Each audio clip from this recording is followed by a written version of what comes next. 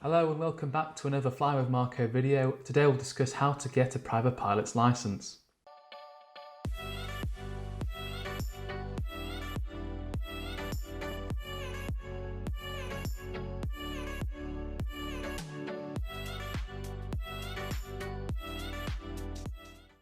Okay, so we're going to go through the steps to get your private pilot's license here in the UK, and at the end I'll be giving 2 tips to help get your license a bit faster.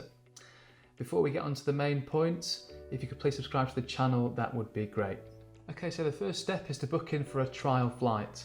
Find your local flying school, book in for a 60 minute trial flight and see if it's something that you want to continue. Okay, so you've enjoyed your trial flight. Next is to book in your Class 2 medical.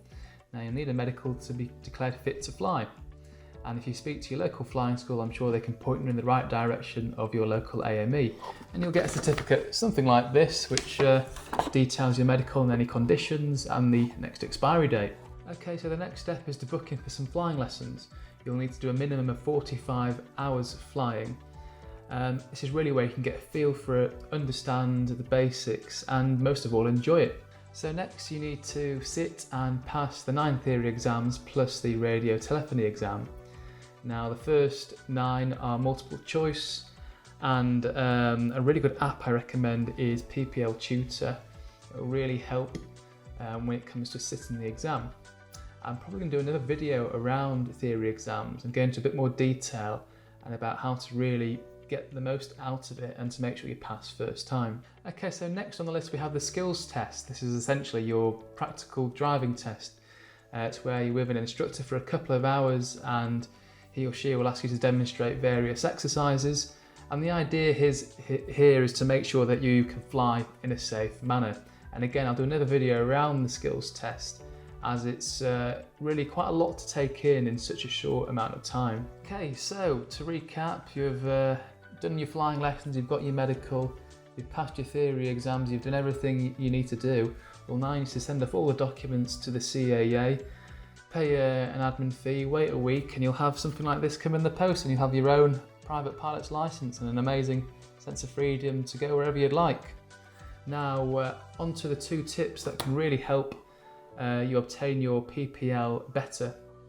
Now, the first tip is to complete your theory exams as soon as possible or as early as possible, and there are several reasons for this. Firstly, not every time you go to the airfield will you be flying.